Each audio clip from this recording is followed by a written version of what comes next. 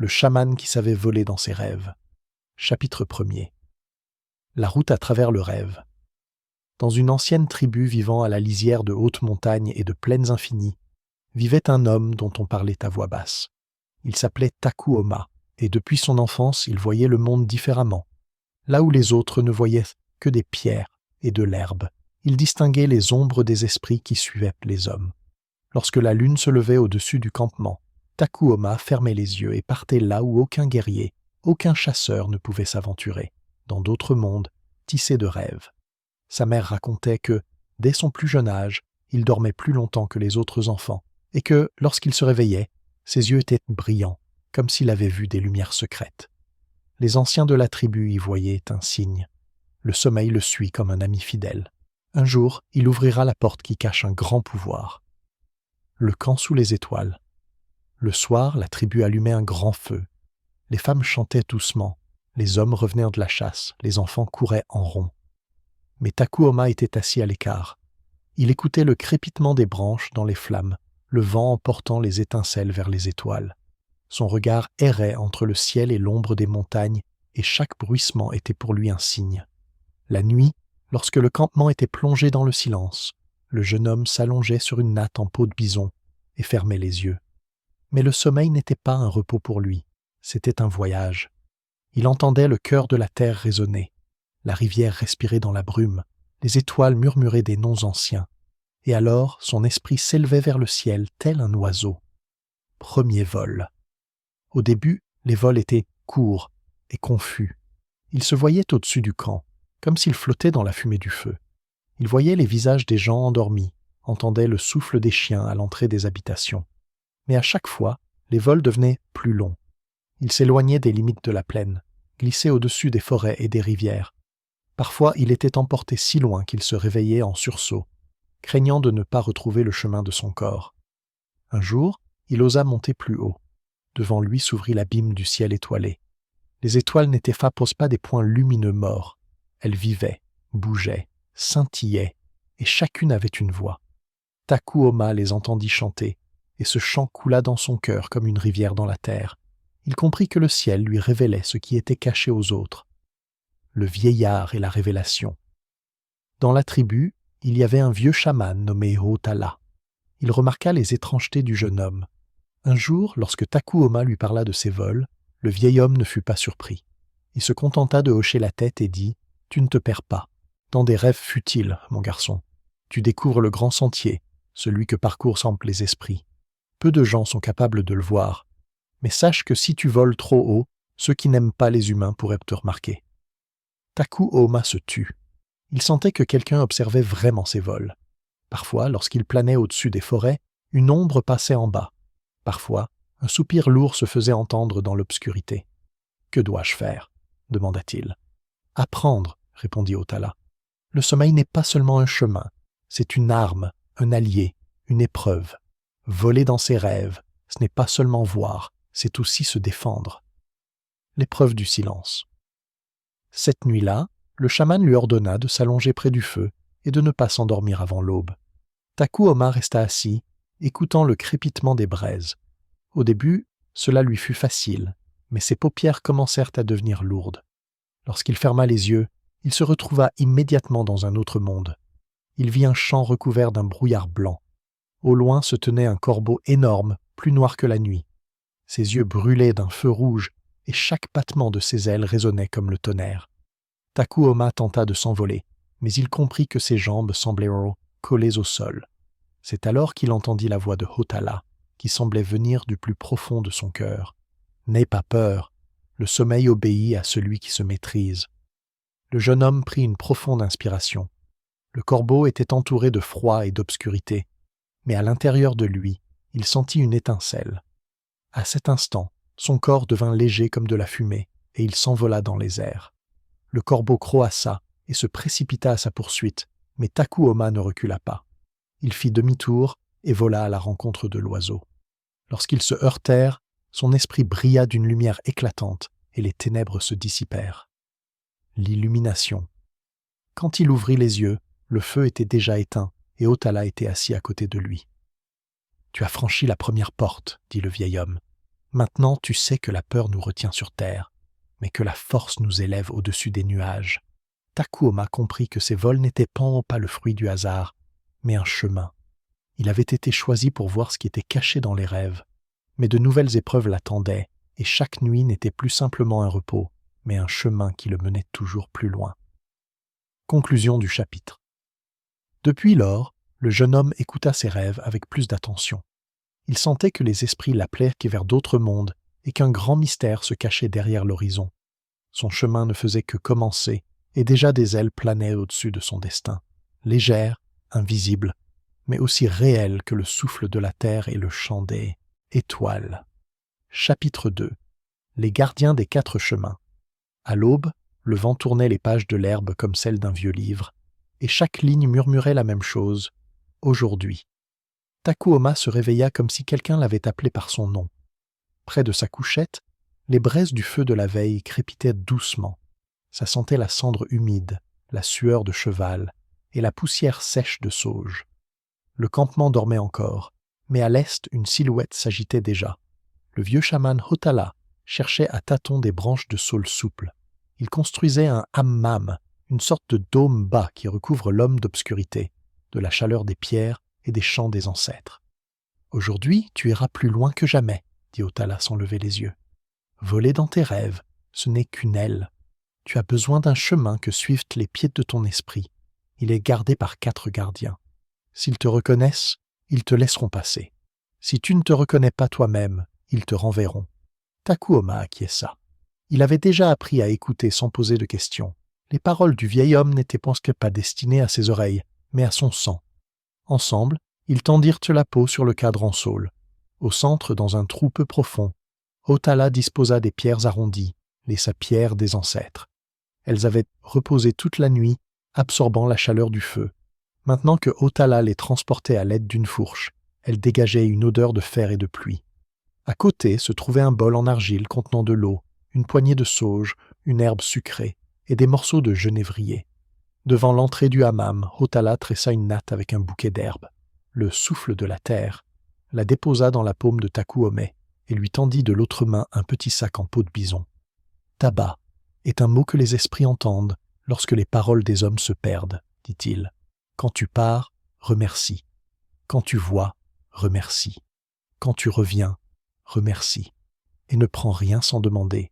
Pas même une plume, pas même une pierre, pas même l'ombre sur le seuil. Je m'en souviens, répondit Takuoma. Ils entrèrent. L'obscurité se referma comme une patte d'ours. Hotala se leva près des pierres, puisa de l'eau et la versa d'un seul coup, sans pitié. La vapeur s'éleva, brûlant, mais pas de colère, de force. Dans cette vapeur, il y avait des voix. Elles murmuraient doucement, comme un ruisseau souterrain parlant à travers la pierre, et haut, comme le tintement d'une veine dans un tuyau en plume. Un tambour battait doucement le rythme, long court long, et chaque battement revenait de ses côtes comme un écho. « Appelle celui que tu vois le plus haut, » dit Hotala, et celui qui marche à côté de lui sur le sol, puis appelle ceux qui savent renverser les sentiers et ceux qui gardent le silence. Takuoma ferma les yeux. La vapeur se déposa sur ses paupières comme une pluie d'étincelles chaudes.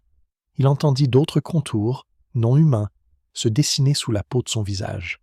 Il inspira si profondément que ses poumons cessèrent d'être des sacs pour devenir 2 oiseaux blancs, et les oiseaux s'envolèrent.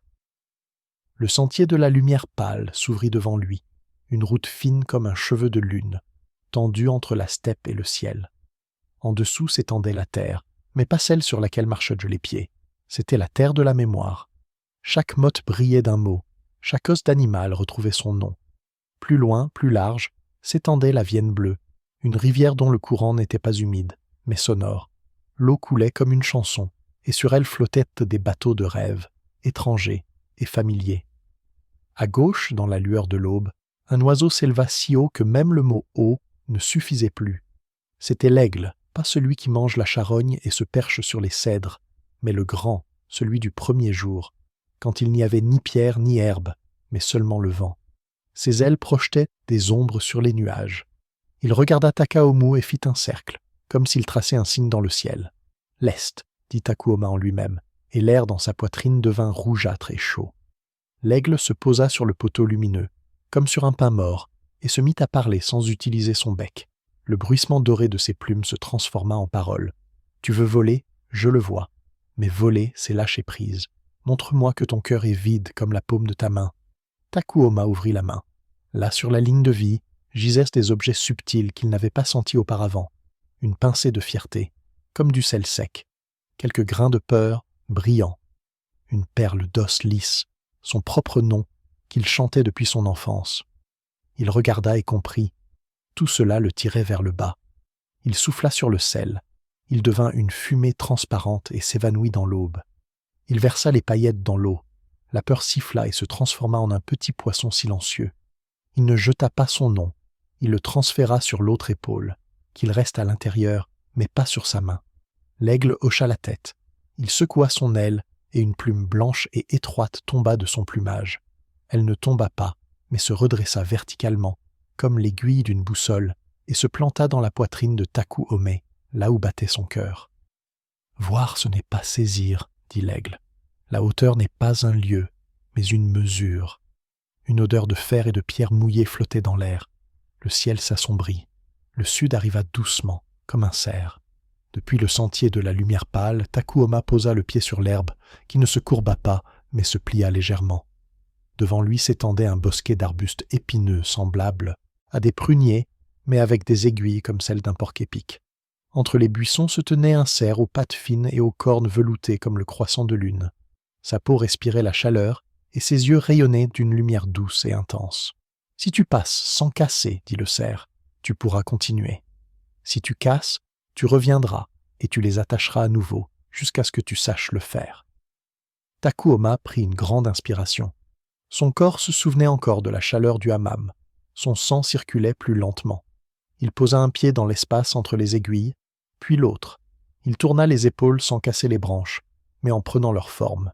Il rentra les coudes, comme un oiseau avant de s'envoler. Il marcha longtemps, non pas en termes de temps, mais en termes d'attention. De petites gouttes de sueur apparurent sur ses poignets. À 2 reprises, les aiguilles lui piquèrent au pied la peau, mais il ne coupa pas. Quand il sortit, son dos était couvert de poussière et de lumière piquante. Le cerf s'approcha, huma son odeur, comme une mère hume son veau, et déposa dans sa paume une fine tresse faite de 3 herbes, une herbe douce, de la sauge et de la menthe des steppes. « La douceur n'est pas une faiblesse, dit le cerf. Elle est plus précise qu'un couteau. » Au sud, l'odeur changea. Une chaleur mielleuse se fit sentir, et le bruit de l'eau se rapprocha. L'ouest était l'entrée. Une entrée, c'est toujours une bouche, et près de la terre, c'est une grotte. Sur une partie dégarnie parmi les pierres, une ombre gisait comme un animal, et une fraîcheur s'en dégageait. L'ours ne sortit pas tout de suite. D'abord, ce furent à ses yeux qui apparurent, sombres, avec des bords ambrés. Puis son museau, qui est toujours la porte vers les odeurs. Puis, il apparut tout entier. « Tu as eu le temps de découvrir le ciel et l'herbe, dit l'ours. Maintenant, découvre l'arrêt. » Il se retourna et entra dans la grotte. Takuoma le suivit. À l'intérieur, l'obscurité n'était pas vide. Elle était pleine, comme un bol de lait. L'air était lourd et flottait sur d'anciennes chansons, sans paroles, mais reconnaissables. L'ours s'assit et se mit à grogner. Ce son était plus grave que n'importe quel tambour. « Assieds-toi et écoute ton propre bruit, » ordonna-t-il. « Sors quand tu en entendras un autre, silencieux comme la chute d'un grain de poussière. » Takuoma s'assit. Au début, il n'entendait que son cœur et son sang, un bruit sourd et un bruissement. Puis, il entendit un souffle, comme le vent dans la toison d'un bison. Ensuite, comme une pierre dans son ventre qui parle à ses os. Puis tout se confondit, et soudain, sous cette mer, le fond apparut. Quelque part tout près, un grain de poussière tomba. Il ne le vit pas, mais il l'entendit. Il sourit. Les muscles de son visage bougèrent, mais l'obscurité resta immobile. L'ours posa sur sa paume une petite pierre, un galéron avec une étincelle incrustée. « Tiens bien ce poids quand tout ce qui est léger disparaît, dit-il. Et souviens-toi, parfois, ne pas avancer, c'est aussi avancer. » Une odeur de mousse humide émanait de la grotte. Quelque part, le serpent remua, mais ce n'était pas pour se retourner. Le nord arriva en tranchant l'air. Takuoma se leva sur la crête. Là gisait de la neige, pas celle qui tombe du ciel, mais celle qui mûrit dans le cœur du vent. Les traces continuaient plus loin. Une trace étroite, sans tache de sang, sans écailles de menthe, la trace du loup. Le loup se tenait devant, ni dans l'ombre, ni au soleil, mais là où la lumière creusait un chemin dans l'ombre. Son pelage était gris comme les cendres du matin, et son regard était froid comme le tranchant d'un couteau. « Tu aimes voler, dit le loup, mais la route, c'est une trace, et une trace, c'est la fidélité. Suis-moi sans regarder autour de toi. Si tu tombes, relève-toi. Si tu te retournes, tu retourneras dans la neige sans un bruit. » Takuoma partit. La trace passait entre des buissons invisibles, à travers des ombres visibles. Plusieurs fois, on l'appela. La voix de sa mère, la voix de Hotala, sa propre voix. Mais toutes ces voix étaient comme des renards déguisés. Elles avaient une odeur étrangère. Il marchait et comptait ses pas, non pas pour les compter, mais pour le rythme. Quand le loup s'arrêta, le silence frémit, et quelque part au loin, au-delà du champ, un autre loup répondit. Cette réponse se transforma en une épine de bois dans le cœur de Takuoma. La voix du loup fait pousser une côte chez l'homme. Le loup déposa une petite dent à ses pieds, pas une canine, mais une incisive. « Ne grogne pas, garde ça, dit le loup. Parfois, garder ça est plus difficile. » Takuoma leva la dent, et à ce moment-là, le vent apporta un son souriant, un rire, comme le chant granuleux d'un ruisseau. De l'autre côté de la crête, sautillant et boitant, apparut le coyote. « Et moi ?» demanda-t-il de la voix la plus amicale qui soit. « Tout le monde a eu sa part, et la mienne, où est-elle ?»« Tout est à toi, » répondit Takuoma, et Coyote fondit dans un sourire satisfait. « On l'aime quand on le comprend. »« Alors écoute mon partout, » dit-il. « Les routes rapides sont toujours à côté des routes lentes. Là où tu vois un pont, il y a une pierre à côté, et vice-versa. Ceux qui ne le voient pas tombent, ceux qui le voient et rient. Prends ça. » Il tendit à Takuoma quelque chose d'aussi léger qu'un rayon de soleil. Ce n'était pas un objet, mais un mouvement, un petit rire aigu comme un silex. Le coyote cligna de l'œil, fit mine de s'en aller, mais resta à la lisière du champ de vision. Takuoma regarda les 4 cadeaux, la plume, la botte d'herbe, la pierre, la dent et le rire invisible. Il comprit, c'était le nœud qui servait à attacher l'aile à la route. Le retour ne se faisait pas vers le bas, mais vers l'intérieur. Le sentier de la lumière pâle s'est enroulé en un fil. Le fil s'est posé le long de la colonne vertébrale. La veine bleue a frappé le sommet du crâne comme un coup de tonnerre dans le ciel et s'est transformée en une fine rosée sur les lèvres, le goût du sommeil. Le feu brûlait encore, le hammam bruissait. Hotala était assis à l'entrée, comme au bord d'un lac. Il ne dormait pas, il montait la garde du silence. Takuoma sortit dans le froid. Le monde était simple, le soleil était déjà levé, les chiens se disputaient à un os, les femmes frappaient avec leurs pilons. Mais derrière cette simplicité se cachait désormais un autre dessein, comme si, sous la brume du jour, un autre jour avait été façonné à partir d'autres fils. Hotala regarda les cadeaux. Il porte la plume à son oreille, non pas pour écouter un son, mais pour écouter le souvenir de la hauteur. Il respira l'odeur de l'herbe et l'expira sur les pierres pour que les esprits s'en imprègnent. Il posa la pierre sur l'os solaire de Takuoma, là où la clavicule touche la lumière. Il mit la dent dans un petit sac en cuir et l'attacha à son poignet. « Maintenant, tu ne tomberas pas quand le vent deviendra un couteau, dit-il, et tu ne t'enfuiras pas quand le silence deviendra plus fort que le tonnerre. Mais il y a une ombre près de la route. »« Laquelle ?» demanda Takuoma. « Celle qui mange les rêves, » répondit Hotala. « J'ai entendu ses pas pendant la nuit. Ils ne laissent aucune trace, mais emportent l'eau des yeux. Certains n'ont alors plus aucun souvenir le matin, et leur journée reste vide. Attends, elle apparaîtra. Ne la poursuis pas. Laisse-la venir d'elle-même et te demander ton nom. » Takuoma resta silencieux. Dans sa poitrine se trouvait l'oiseau dont il connaissait désormais le nom. À côté de lui, l'animal qui marche quand il faut se taire. Dans sa paume, un rire comme une allumette dans sa poche. Il ne se sentait pas fort, il se sentait comblé. Le soir venu, Hotala ordonna de former un petit cercle. Les hommes apportèrent 4 pierres et les disposèrent en croix. Les femmes dispersèrent autour d'elles de l'herbe qui chantait en fumant. Les enfants apportèrent de l'eau et chacun en versa une gorgée sur le sol, pour ceux qui ne peuvent venir. Le tambour reposa sur les genoux du vieillard. Takuoma s'assit en face. Ils ne chantèrent pas fort, ils murmuraient le rythme. D'abord, les oiseaux sont arrivés, de vrais oiseaux, pas des visions. Ils se sont posés au bord du campement, comme des gardes, sans toucher l'herbe avec leur bec. Puis le vent a cessé d'être du vent, il est devenu un souffle. Ensuite, le ciel a perdu sa profondeur habituelle et est devenu proche, comme la peau d'une main. Sur cette proximité, une ombre s'épaissit. Elle ne tomba pas. Elle se leva sur des jambes fines, sans genoux. Elle n'avait pas d'yeux, mais 2 coquillages noirs, comme soufflés dans la suie. Quand elle respirait, l'étincelle du souvenir s'éteignait dans la poitrine des gens. Quelqu'un avait oublié où il avait laissé son couteau, quelqu'un d'autre avait oublié le nom de son chien. Les enfants étaient sur le qui-vive, ils sont les plus sensibles au bruit de voleurs. « Ne te bats pas, murmura Otala. Demande-lui son nom. » Takuoma se leva. L'ombre vacilla, mais ce n'était pas dangereux, juste glissant. « Comment tu t'appelles » demanda-t-il. L'ombre ne répondit pas, mais trembla, et dans ce tremblement, on entendit des mots étrangers, éclatant comme des bulles de boue dans une source chaude. Il n'en comprit pas le sens, mais comprit la fin. Il sortit sa blague à tabac et jeta une pincée dans le feu. « Pour ton voyage, dit-il, nous te voyons. » L'ombre s'arrêta. À l'endroit où aurait dû se trouver sa bouche, apparut un trait, comme si quelqu'un avait esquissé un sourire. Elle tendit son bras, fin, et toucha la plume sur la poitrine de l'homme. La plume vacilla, devint plus lourde, comme si une goutte d'eau s'y était déposée. L'ombre inspira profondément, puis disparut. Le seau d'eau près du cercle trembla. Un tourbillon se forma à la surface, puis tout redevint calme. Takuoma comprit. Elle ne s'était pas présentée parce que son nom n'avait pas encore été donné. « Maintenant, elle est dans ton rêve, » dit Otala. « Quand tu partiras, n'oublie pas de te retourner vers elle, non pas avec tes yeux, mais avec ton dos.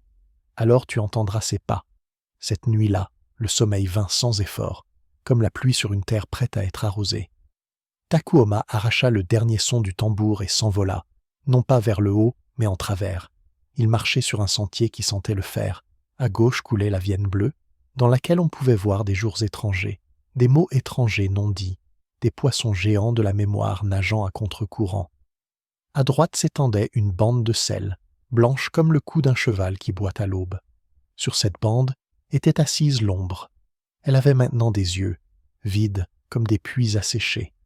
Elle ne le regardait pas, elle buvait. Elle buvait le sentier comme un animal boit dans une flaque par temps chaud. « Arrête !» dit doucement Takuoma. « Ce n'est pas à toi. » L'ombre ne répondit pas. Il se souvint du rire du coyote, bref comme un éclair, et ne rit pas à voix haute. Il laissa le rire passer à travers sa poitrine. Le rire frappa ses os et devint un son que les oreilles ne peuvent entendre, mais que l'avidité entend. L'ombre recula. Il resta dans la bande de terre salée une empreinte semblable à celle laissée par des lèvres. L'ombre se releva et se mit à courir, non pas pour s'enfuir, mais pour essayer de distancer sa propre soif. Takuoma ne la suivit pas. Il remit en place sa tasse, un cercle fin formé de brins d'herbe. L'odeur de la fumée sucrée se répandit comme une fleur. L'ombre revint, inspira et, pour la première fois, expira différemment, non pas en elle-même, mais vers l'extérieur. Une larme tomba de ses yeux vides, non pas une larme d'eau, mais une larme de lumière. La larme tomba sur la plume, cette plume-là, et la plume cessa d'être seulement le souvenir de la hauteur, elle devint aussi le souvenir de la compassion. Maintenant, elle t'appellera quand elle aura envie de boire, dit la voix de l'ours derrière lui, et tu lui apporteras de l'eau que personne ne volera. Takuoma comprit que le 3e sentier ne l'attendait, ni dans le ciel, ni dans la pierre, mais entre les deux, là où la soif apprend à boire. Il revint à la même aube. Le ciel était clair comme un couteau après avoir tranché un morceau de viande fraîche. La terre était froide et forte. Otala était assis sur ses talons, les mains posées calmement sur ses cuisses. « Tu as vu ?» demanda-t-il. « Oui, et j'ai compris, dans mes rêves, il y a ceux qui prennent la mémoire, non par méchanceté, mais par souffrance. Il ne faut pas les frapper, mais leur donner à boire. »« Bon, » dit Otala. « Et ensuite ?»« Ensuite, les rêves ont des maîtres. On ne les appelle pas par leur nom, mais par des chemins. Pour leur parler, il ne suffit pas de voler. Il faut entrer, comme dans une rivière. La nuit, nous formerons un autre cercle, sans pierre, avec l'air, et tu iras là où les loups apprennent à se taire plus fort que le tonnerre. » Takuoma sourit, fatigué et heureux. Il le sentait au plus profond de lui-même. Les 4 gardiens le connaissaient. Et quelque part, très loin, derrière le brouillard des jours à venir, la tempête grondait déjà. Mais ses pas ne l'effrayaient pas. Il portait en lui une plume, une gerbe d'herbe, une pierre, une dent, et un petit rire qui empêchait l'obscurité d'avaler sa gorgée. Avant le soir, Les femmes disposèrent de la viande séchée et des baies. Les enfants apportèrent de l'eau de la source. Les hommes réparèrent tous les sangles et tendirent les cordes des arcs. La vie coulait comme une rivière simple et dense. Dans cette rivière, il y avait de la place pour les grands et les petits, pour le bébé potelé qui tendait pour la première fois la main vers la fumée, et pour le vieil homme qui se souvenait enfin d'un mot de prière oublié. Takuoma voyait tout cela, non pas avec ses yeux, mais avec cette paume vide qu'il avait montrée à l'aigle. Et il comprit. Voler dans un rêve, ce n'est pas une question de hauteur, c'est une question de retour.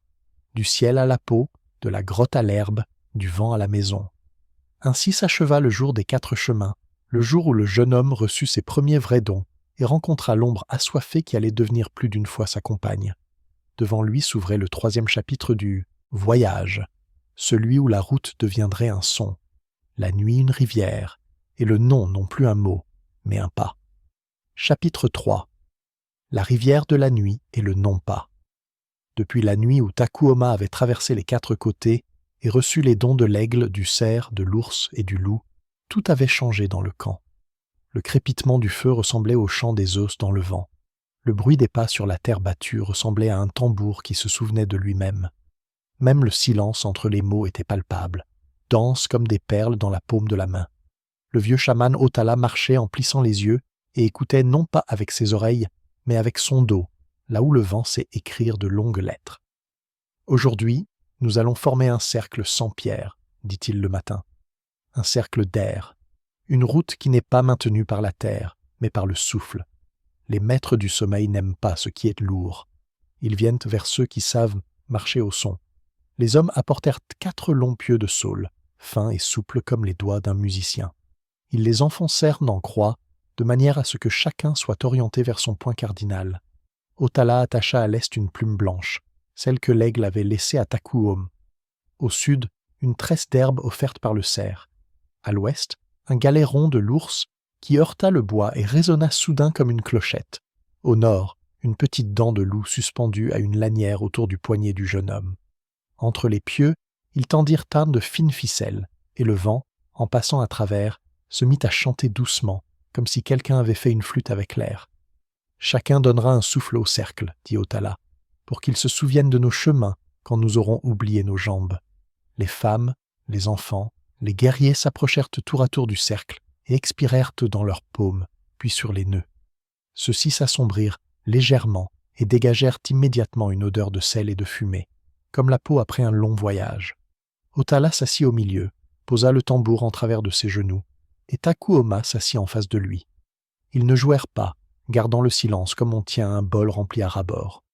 Le soir, le vent se calma plus que d'habitude, comme s'il voulait lui-même entrer dans le cercle. Les chiens s'allongèrent à distance, la tête sur les pattes.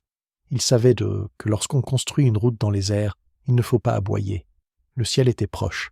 Les étoiles ne ressemblaient pas à des lumières, mais à des perles cousues sur un tissu sombre. Otala poussa le bord du tambour, non pas pour le frapper, mais pour le toucher, et une brume à peine visible s'éleva entre les pieux, comme la vapeur du souffle par un matin froid. « Allonge-toi, ordonna-t-il, et écoute la nuit devenir une rivière. » Takuoma s'allongea sur le dos, posant une main sur la plume près de sa poitrine et l'autre sur la pierre près de sa clavicule. La tresse d'herbe effleurait ses lèvres et sentait l'enfance, quand le monde était encore si petit qu'il tenait entre une cuillère à café et la paume de sa mère. La dent du loup lui refroidissait le poignet. Le rire du coyote, autrefois laissé dans sa poitrine, était aussi silencieux qu'un silex caché, invisible, mais dont le souvenir reste chaud. Il ferma les yeux, et l'obscurité ne tomba pas, mais s'ouvrit. D'abord comme un débarras rempli de cordes, puis comme une steppe pleine de sentiers. Et soudain, l'obscurité se mit à couler. C'était la rivière de la nuit. Elle coulait au-dessus et en dessous de lui, sans se décider à devenir au-dessus ou en dessous. Son eau n'était pas humide, mais mélodieuse. Elle coulait comme une longue chanson sans paroles. Des reflets y flottaient, des rêves étrangers, comme des poissons dont on voit la lumière avant le corps. À sa gauche, une route étroite de lumière pâle, où chaque grain de sable résonnait d'un son distinct. À sa droite, une bande de sel dont la blancheur s'évaporait avidement, laissant derrière elle une odeur de larmes. « Lève-toi au son, dit une voix. Et Takuoma comprit, ce n'était pas Otala, C'était le cercle de l'air lui-même qui lui parlait de son souffle. Il se leva, non pas avec ses jambes, mais avec son attention. Sous ses pieds, ce n'était pas de la pierre, mais un rythme. Long court long. La mesure chamanique devint soudain un chemin, et ses pas se posèrent correctement, ni là où c'était fragile, ni là où c'était profond, mais au milieu, là où le filet tenait. « Va, murmura le vent, et ne prends rien qui t'appelle.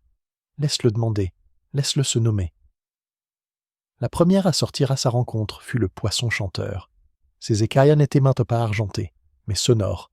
Chaque cercle résonnait comme un petit tambourin en argile autour du cou d'un enfant. Elle sortit de l'obscurité, s'arrêta en travers du courant et agita ses nageoires. « Qui es-tu » demanda-t-elle sans ouvrir la bouche, le son se formant à partir des reflets. Takuoma ouvrit la bouche pour dire son nom, aussi familier que sa propre ombre, mais sa langue resta collée à son palais. Son nom se déforma comme de la peau trempée, et il se souvint alors de l'aigle. La hauteur n'est pas un lieu, mais une mesure. Et il comprit, ici, qui es-tu n'était pas un mot. Ici, le nom, c'est la façon dont tu poses le pied. Il fit un pas, long, court, long. La rivière sous ses pieds répondit. Un petit rouleau se forma puis s'affaissa en rythme. Un poisson tourna la tête et revint en laissant passer. Un autre poisson sortit de l'obscurité, avec de rares cicatrices laissées par un bec d'oiseau, et écouta lui aussi ses pas. Et il le laissa passer aussi. Et ainsi de suite, 3 fois, jusqu'à ce que ses pas ne soient plus un conte, mais une respiration.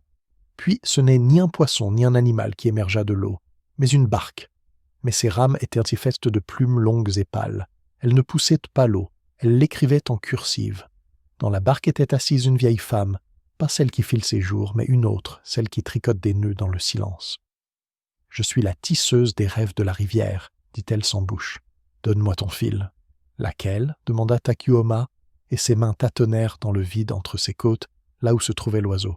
« Celle-là, » répondit-elle, et la pointe de son aiguille invisible accrocha un cheveu fin, presque impondérable, un souffle. Il trembla, mais ne se rompit pas. « N'aie pas peur, je te le rendrai. » Mais avec un nœud. Elle passa l'aiguille, et le souffle du jeune homme devint un ruban, le ruban une boucle, la boucle un nœud. Le nœud n'était pas là pour serrer, mais pour se souvenir. La vieille femme plongea le nœud dans l'eau, et un cercle apparut à la surface de la rivière, avec une inscription sur le bord, non pas en lettres, mais en alternance de lumière et d'ombre. Takuoma lut. Retour. « Tu sais voler, dit la tisserande, mais sais-tu revenir? Voici un nœud, attache-le à ton rêve. Ainsi, lorsque le vent t'emportera, ce cercle flottera près de ton rivage. » Il prit le nœud, non pas avec ses doigts, mais avec son souffle.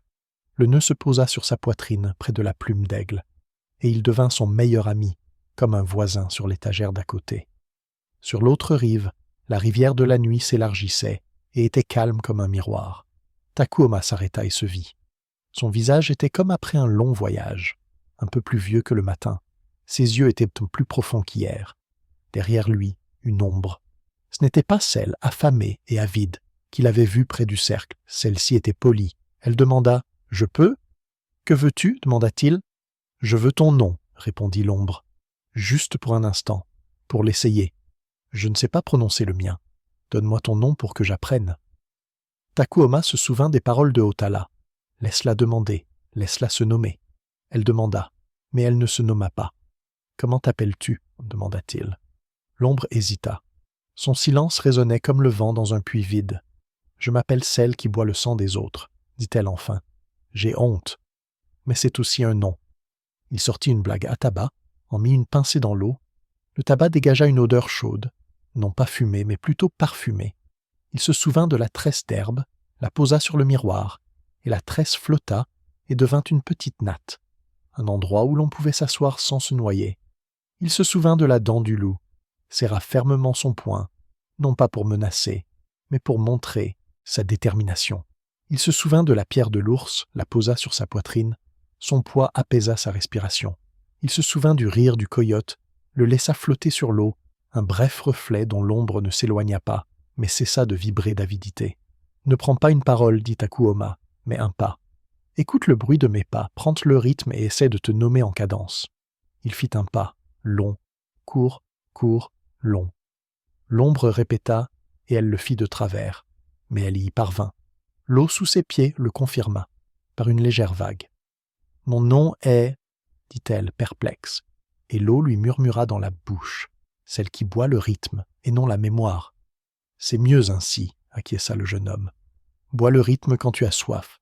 Cela n'ôtera pas les jours des gens. Cela te permettra d'avancer. » L'ombre s'inclina, comme on s'incline là-bas, où l'on ne sait pas encore ce qu'est une révérence. Elle s'assit sur une natte d'herbe et devint toute petite, se glissant à l'intérieur de sa cage thoracique sans le gêner. Takuoma comprit. Désormais, elle vivrait à ses côtés, lui demandant de l'aide quand elle en aurait besoin. Il lui apporterait de l'eau sur laquelle on avait lu des herbes et lui montrerait les pas. Et peut-être qu'un jour, elle cesserait de s'appeler « celle qui… » et se donnerait un nom court, sans longues explications. Plus loin, la rivière de la nuit devint étroite, pas tant par son débit que par sa forme, qui était désormais filiforme. La musique cessa d'être un fond sonore et se transforma en sentier. On ne pouvait plus avancer qu'en suivant les notes. S'écarter, c'était sombrer dans une chanson étrangère. Devant nous se dressaient 3 objets, comme 3 gardes sur un petit pont. Une barque, un puits, un miroir. Mais la barque était faite de plumes, le puits était vide, le miroir ne reflétait rien. Et chacun exigeait un pas un mot. Il s'approcha de la barque qui se tourna d'elle-même et se plaça en travers, lui demandant de montrer qu'il se souvenait du nœud. Takuoma pressa sa poitrine contre le bord et le nœud de silence réchauffa la plume de l'aigle dans un cercle chaud. La barque siffla, satisfaite, et le laissa passer. Il se pencha vers le puits pour voir au fond de lui-même. Mais là, il n'y avait rien. Alors il y déposa la pierre de l'ours juste un instant et entendit une goutte prendre du poids dans son cœur. Le puits résonna, grave comme un chant guttural. Puis il s'ouvrit, ne montrant pas son visage, mais un chemin. Il s'approche prudemment du miroir. Celui-ci ne reflétait pas, il imitait. Il ne montrait pas ce qui est, mais ce que tu veux. Il tendit déjà la main pour y puiser le meilleur de lui-même, et entendit le rire bref du coyote tout près de son oreille. Le rire fit une petite ride à la surface du miroir, et dans la ride apparut une couture. Il sortit une dent, non pas pour la casser, mais pour soulever la couture, et la pellicule miroitante se retira comme un sentier, laissant devant lui de l'eau claire. Il fit un pas, et l'eau ne se dispersa pas. « Tu sais ne pas prendre ce qui brille, » dit une voix, et il reconnut celle du loup. « C'est plus difficile que la chasse. » Quand il continua son chemin, la rivière de la nuit tourna et entra dans un défilé fait de sons. Ce n'étaient pas des pierres qui blâment, qui formaient les parois, mais le silence et le tonnerre. Le silence sentait l'argile blanche et le lait. Le tonnerre sentait le fer et la fourrure mouillée. Dans leur passage étroit, des loups descendaient, non pas sous forme de corps, mais sous forme de voix. Ils ne hurlaient pas à la lune, mais dans la pause entre les éclairs. Leur hurlement jaillissait du silence et revenait, sous forme de tonnerre. Takuoma s'arrêta. Se taire plus fort que le tonnerre, voilà ce que disait Otala. Il ferma la bouche, se boucha les oreilles, et ne laissa ouvert que l'espace entre ses omoplates. Le silence s'y installa, tel un rocher dans un lit de rivière. Les flots sonores le contournèrent et se rejoignirent plus loin, mais il resta sec. Les loups passèrent, et l'un d'eux ne lui laissa pas un son, mais une pause, un petit rectangle de vide, comme un morceau de peau découpé sur un tambour. « Porte-le, » dit la voix du loup. « La pause est aussi un rythme. » La pause se posa à côté du nœud, de la plume et de la pierre, et soudain, les 4 objets ne formèrent plus qu'un, comme si ce n'était pas un collier qui était suspendu au cou, mais le fil à partir duquel on enfile tout ce que l'on trouve en chemin. Au détour du défilé, la nuit cessa d'être noire et devint bleue, épaisse comme du jus. Là, sur le rebord, était assise la tisseuse, non pas la vieille femme de la barque, mais une autre, une grand-mère qui filait la lumière. Ses fils étaient invisibles, ils s'étiraient d'étoile en étoile, de souffle en souffle.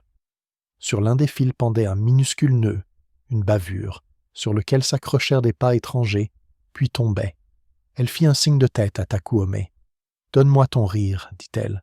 Je le tisserai là où se trouve la petite boucle. » Il eut un petit rire saccadé. Le coyote poussa un cri joyeux quelque part à proximité, satisfait que son don ait été mis à profit. La tisserande reproduisit le rire à l'aide d'un crochet fabriqué à partir d'un os de lune et le cousit dans la toile. La bavure disparut, le fil redevint lisse. « Maintenant, ceux qui te suivent auront la tâche plus facile, dit-elle. Mais quelqu'un viendra aussi te chercher. Prépare-toi à être un rivage, pas seulement un bateau. »« Qui » demanda-t-il. « Ceux qui oublient les noms le matin, répondit-elle doucement. Ils sont plus nombreux que les nuages dans une année sèche.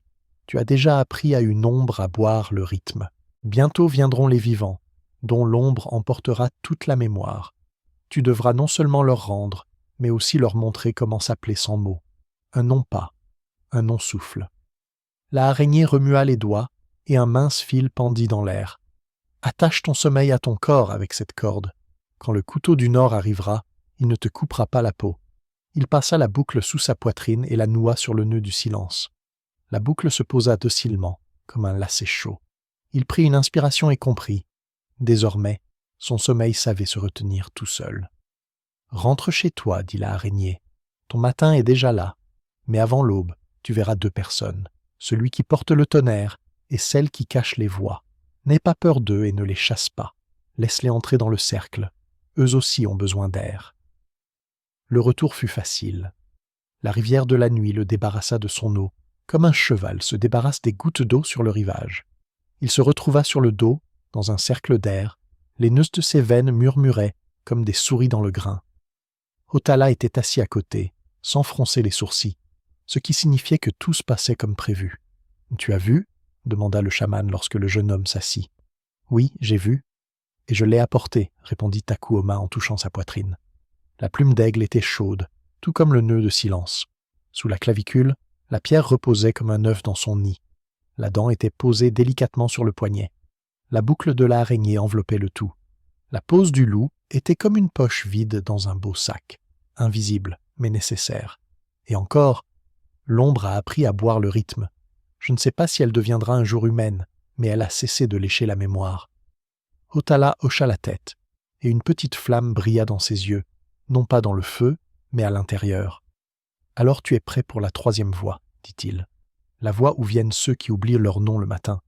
Souviens-toi, tu n'es pas un forgeron pour leur en forger de nouveau. Tu es un guide pour les aider à faire un pas. Le non-pas reste quand la langue trahit. » Il se leva, et soudain, Takuoma entendit ce dont la tisseuse l'avait prévenu. De derrière une colline lointaine, comme sous un auvent, 2 personnes apparurent. Elles ne chevauchèrent pas, mais roulaient comme le tonnerre et le silence. Le premier était grand, large d'épaules, vêtu d'un manteau aux rayures orageuses. Ses cheveux sentaient le fer et ses pupilles lancèrent des éclairs. Le second n'était pas un homme, mais une ombre à la démarche féminine, dont la tresse était ornée de fermoirs qui tintaient et dont les paumes étaient remplies de coupes vides, destinées à recueillir les voix qui s'étaient échappées pendant la nuit. « Laissez-les passer, » dit doucement Hotala, « le cercle.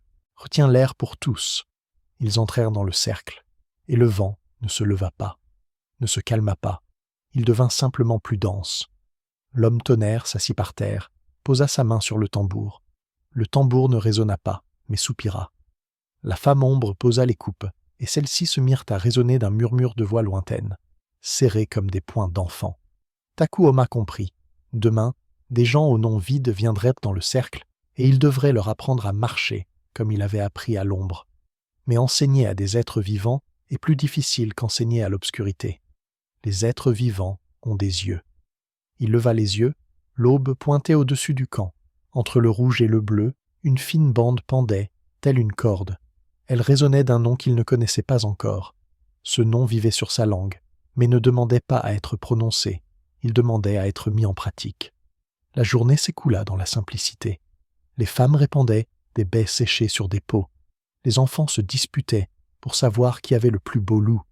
Les hommes vérifiaient les sangles et étalaient les harnais en cuir.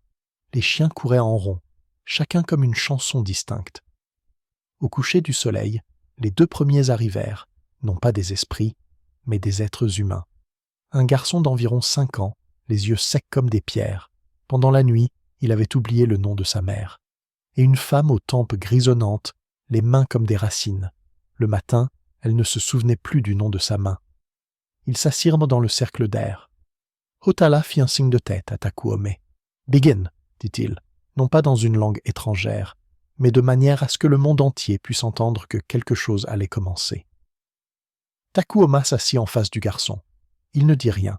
Il posa son pied, long, court, long. Le garçon regarda, et, comme regardent les enfants, il comprit tout, mais pas avec sa tête. Il posa son pied à côté, et la terre sous lui dit doucement « Ici ». La femme posa son pied, et sous son pas, un mot renaquit. Sienne. Une pause du loup s'installa entre leurs respirations, et il ne se précéda pas.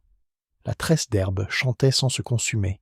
La plume de l'aigle maintenait la hauteur d'un tout petit pas. La pierre de l'ours empêchait la peur de perturber leur respiration. La dent du loup aidait à garder le rythme. Le nœud du silence les rassemblait tous les trois en un seul fil. Tard dans la soirée, lorsqu'une volée d'oiseaux nocturnes passa au-dessus du campement et recouvrit un instant la moitié du ciel, Takuoma sentit que la rivière de la nuit s'était levée à côté de lui. Son flanc le heurta légèrement à l'épaule, comme un ami qui passe à côté de vous. Il se retourna, comme l'avait enseigné Otala, et entendit le pas de l'ombre, celle qui buvait désormais le rythme. Elle marchait sans manger, mais en accompagnant. Elle avait désormais un petit nom court, Tan. Il lui sourit, non pas avec sa bouche, mais avec ses pas. Et au même instant, quelque part au loin, hors de vue, quelque chose de noir s'éleva au-dessus de la steppe, comme une nuée d'oiseaux de suie. Ce n'était ni le ciel ni de la fumée. C'était la volée des insomniaques, ceux à qui la nuit avait été volée jusqu'au matin. Ils marchèrent sur la terre en grinçant des dents, car ils ne savaient pas où mettre les voix qui n'avaient pas eu le temps de naître. Ils étaient plus nombreux que les nuages dans une année sèche. Demain, dit Otala, nous formerons un cercle non pas en bas, mais dans le vent. Qu'il ne soit pas simplement de l'air, qu'il devienne un pont. Takuoma acquiesça. Il n'y avait pas de peur dans son cœur, seulement beaucoup de travail. Il s'endormit, non pas pour s'enfuir, mais pour attacher la nuit à son corps d'un nouveau nœud. Et quand la rivière de la nuit vint le chercher, il s'y engagea d'un pas assuré, son nom résonnant comme une foulée. C'est ainsi que commença son troisième voyage, un voyage où les ténèbres apprirent à boire le rythme, les hommes à s'appeler eux-mêmes souffle, et lui à être le rivage pour ceux qui ne voyaient pas encore que chacun avait sa propre musique sous les pieds. Chapitre 4. Le pont du vent et la bande des insomniaques. Cette nuit-là, alors que Takuoma s'était couché pour attacher son sommeil à son corps avec une nouvelle corde, la terre sous le campement trembla. Ce n'était pas comme le bruit des sabots des bisons, ni comme le tonnerre. C'était le soupir tremblant de la steppe elle-même. Il réveilla les vieillards et les enfants, fit lever la tête aux chiens et s'envoler les oiseaux, alors que la nuit leur appartenait. Otala, le vieux chaman, sortit au centre du cercle d'air et regarda longuement vers le nord. Là où subsistait encore une trace grise de la lune déclinante, s'étendait un nuage noir, mais ce n'était pas un nuage. Il n'avait pas de corps, mais il avait un poids. C'étaient eux qui marchaient, la meute des insomniaques, la bande des insomniaques. On chuchotait à leur sujet autour des feux, depuis que les hommes avaient commencé à oublier les noms à l'aube. Ce n'étaient ni des esprits, ni des êtres humains, mais quelque chose entre les deux, dépourvus de racines. Ceux qui avaient perdu leur nom sans pouvoir en trouver un nouveau, se levaient la nuit et marchèrent sans but. Leur souffle était vide, leurs yeux secs comme de l'herbe brûlée. Ils ne criaient pas, mais le cliquetis de leurs dents et le bruissement de leurs pas étaient plus effrayants que n'importe quel chant de guerre. On disait que la meute des insomniaques cherchait ceux qui dormaient trop profondément. Ils envitent les rêves, car ils n'en ont pas. Leurs nuits leur ont été volées. Et quand ils trouvent un campement, ils tournent autour comme le vent, essayant de s'y infiltrer pour voler le souffle de ceux qui savent encore rêver. Otala leva la main. Sa voix était douce, mais tout le monde pouvait l'entendre. « Ils sont venus, dit-il, mais pas pour détruire. Ils sont venus pour rappeler qu'il est temps de construire un pont. » Préparation du cercle. Les anciens ont allumé un feu à l'est du campement. Les femmes ont apporté des herbes qui sentaient la sauge et le millepertuis. Les hommes tenaient des tambours, mais ne les frappaient pas. Ils se contentaient de caresser la peau avec la paume de la main pour que le son ressemble au souffle de la steppe. Takuoma s'avança. Sur sa poitrine brillait une plume d'aigle. À côté se trouvait un nœud de silence. Une dent de loup scintillait dans la pénombre, et la pierre l'ours était lourde comme un cœur qui se souvient du chemin. La boucle de la tisseuse d'araignée enveloppait tout cela, douce mais solide. Il sentait Tan bouger en lui, cette ancienne ombre qui buvait désormais le rythme et non plus les souvenirs. Elle était là, comme un compagnon qui tient la main dans l'obscurité. « Aujourd'hui, nous ne construisons pas un cercle sur le sol, dit Otala. Aujourd'hui, nous le construisons dans le vent. Que la meute des insomniaques tente de toucher ce qui ne peut être saisi.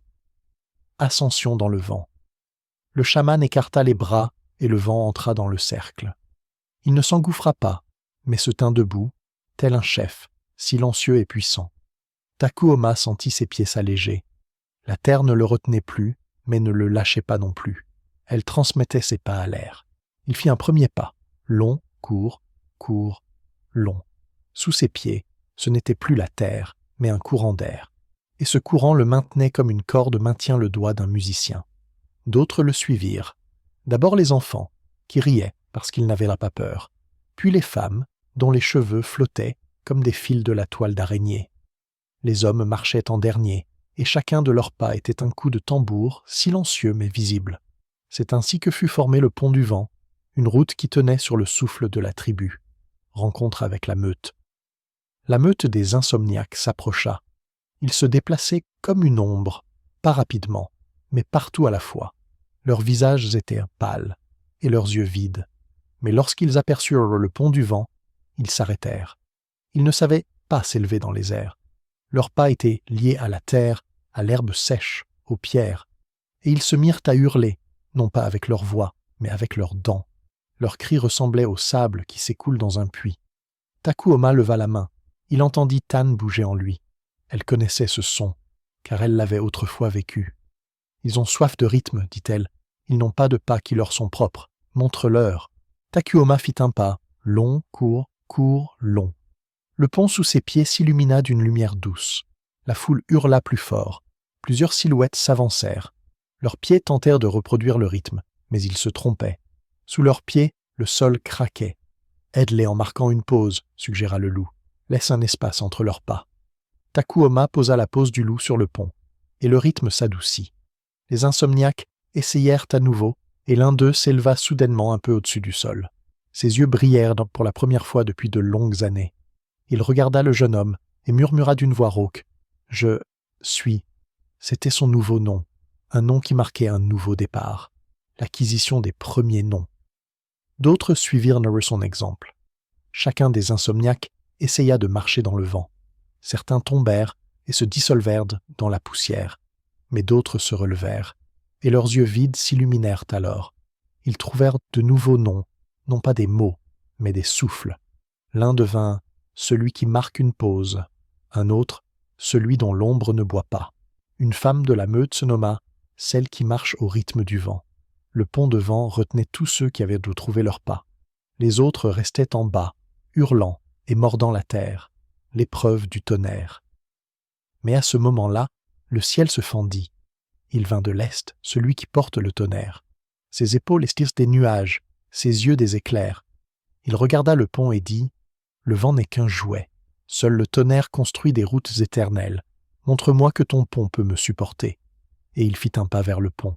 Le pont trembla. L'air gémit, les tambours se mirent à battre.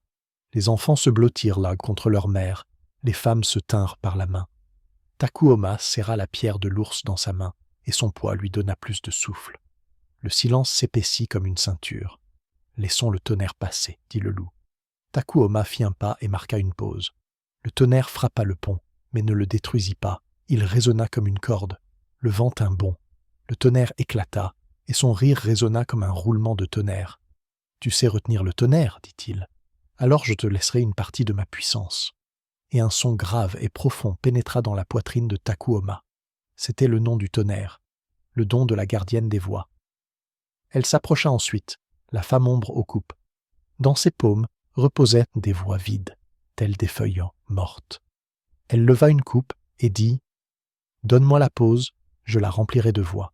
Tu auras alors un silence qui chante. » Takuoma lui passa la pose du loup. La femme la toucha avec sa coupe, et un chœur s'éleva du vide. Des voix d'enfants, de vieillards, de femmes disparues depuis longtemps.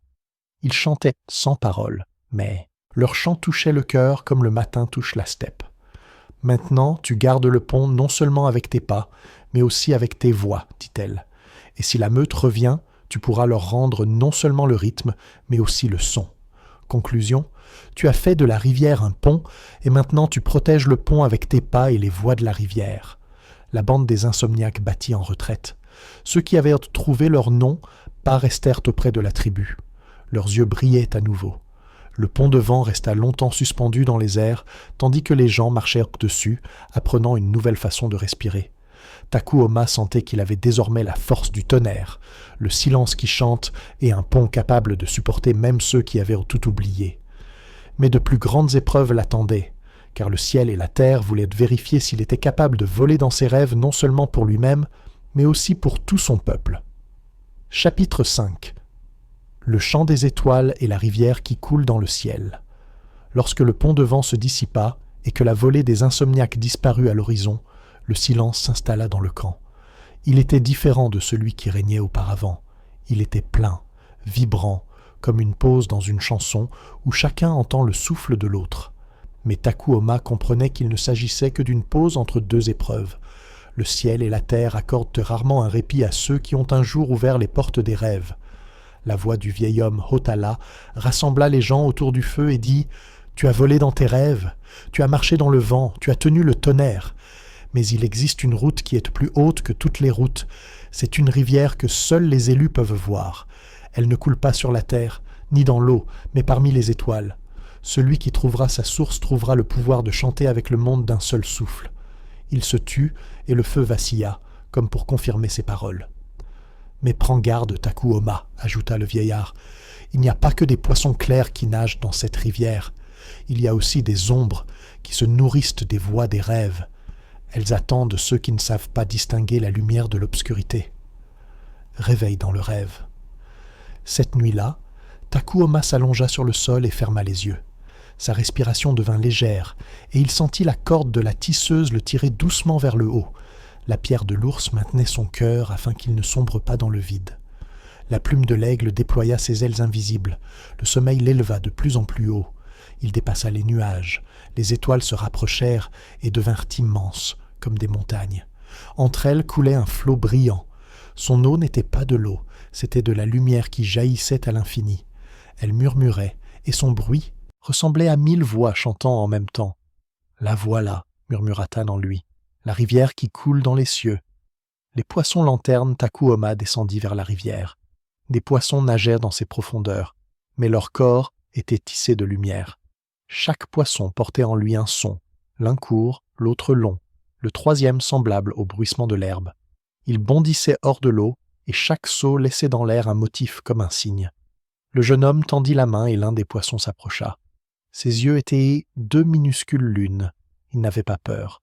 Au contraire, il toucha la paume de la main et émit un son doux et cristallin, comme une goutte tombant dans une coupe en pierre. Takuoma comprit, ces poissons étaient comme les gardiens des champs. Chacun d'eux portait en lui une partie de la grande mélodie du monde. Les ombres dévoreuses. Mais bientôt, l'eau s'assombrit. Des silhouettes noires surgirent sur ses profondeurs. Elles ressemblaient à des anguilles, mais leurs corps ne brillaient pas. Ils absorbaient la lumière. Là où elles passaient, les étoiles disparaissaient. Leurs bouches étaient silencieuses, mais chacun de leurs soupirs tirait derrière lui des fils de chansons. Les poissons-lampes tremblaient et se cachaient plus profondément. Tan, à l'intérieur du Takuoma, sursauta. « C'est eux, les dévoreurs de voix. Je me souviens d'eux. J'ai failli devenir l'une d'entre eux autrefois. » Le jeune homme sentit la peur l'envahir, mais il se souvint des pas, long court long, et il les fit directement sur l'eau. La lumière sous ses pieds s'illumina. Les poissons lampadaires se tournèrent vers lui. Le chant de la lumière. Il ouvrit la bouche et se mit à chanter. Mais ce n'était pas une voix humaine. De sa poitrine jaillit un tonnerre, offert par le dieu du tonnerre. Le silence de la tisseuse d'araignée tissa des pauses dans ce son.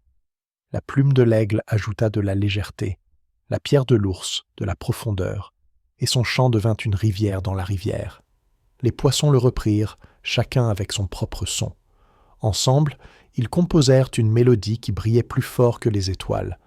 Les dévoreurs hurlèrent sans un bruit, leurs corps tremblèrent, et l'un après l'autre, ils commencèrent à se dissoudre dans la lumière, le don de la rivière.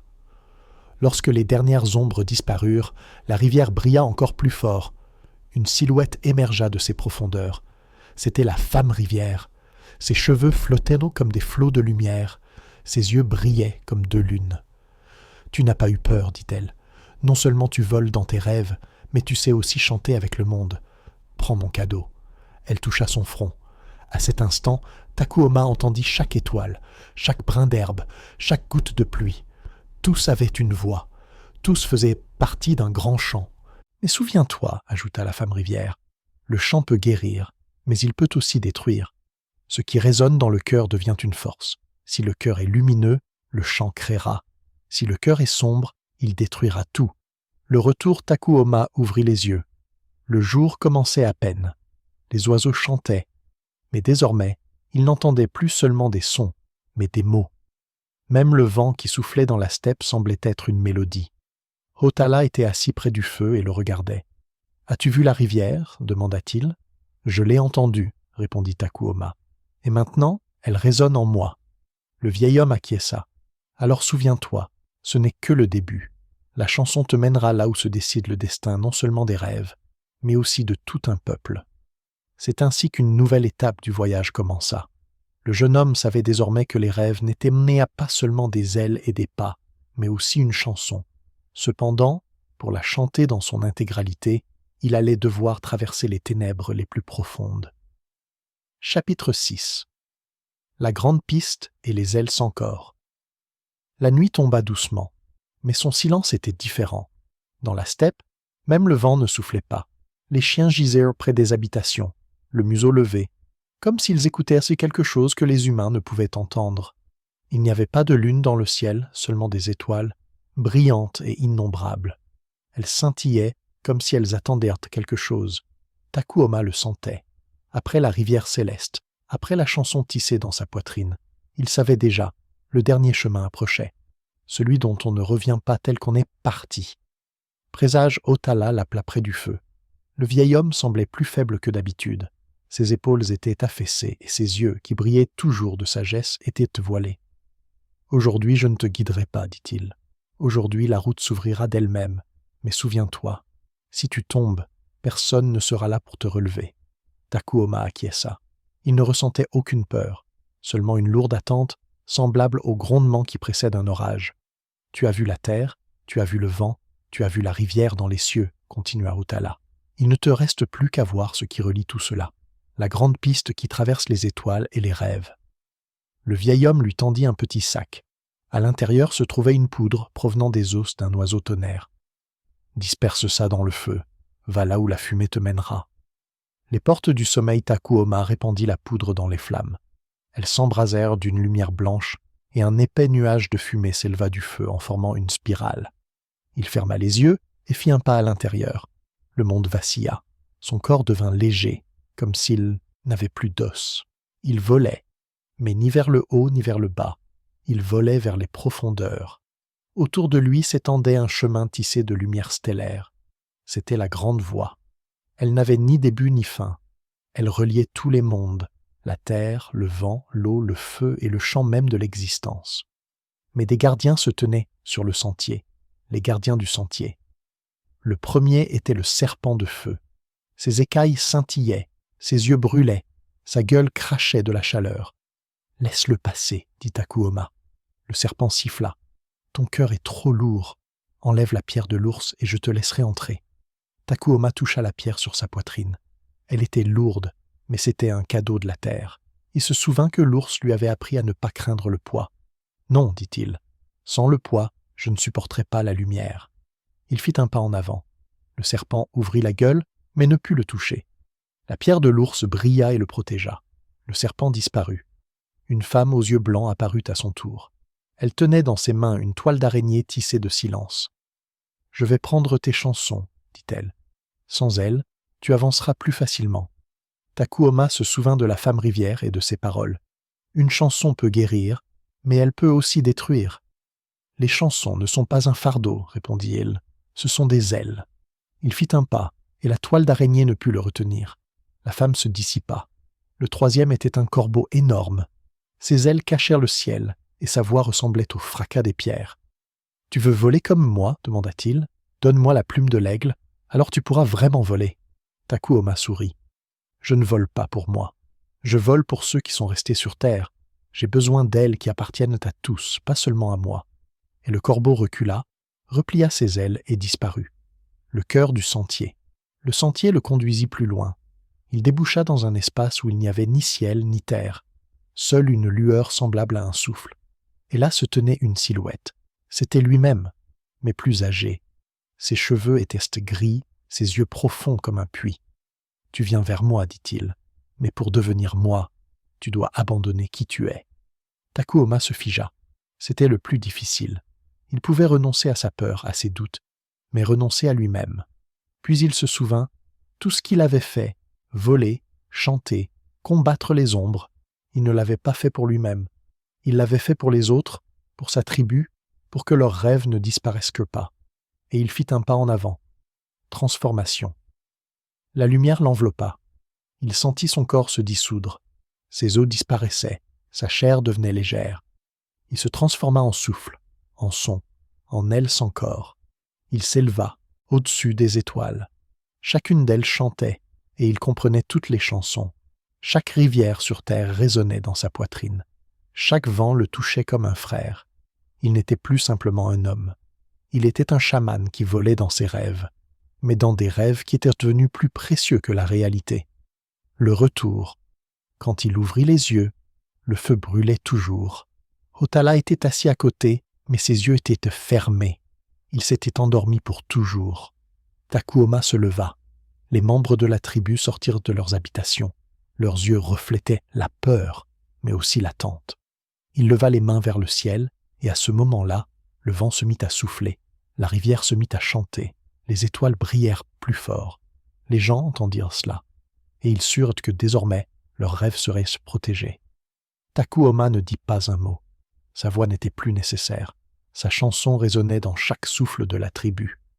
C'est ainsi que s'acheva le voyage du jeune homme. Mais la légende à son sujet ne faisait que commencer. Les gens disaient « C'était lui qui volait dans les rêves, et ses ailes protègent encore nos rêves des ténèbres. » Et quand les enfants fermèrent les yeux, ils voyaient le ciel traversé par un pont, entendaient la rivière couler parmi les étoiles, et sentaient au-dessus d'eux le chaman qui avait laissé son nom pour que leurs rêves continuent de vivre.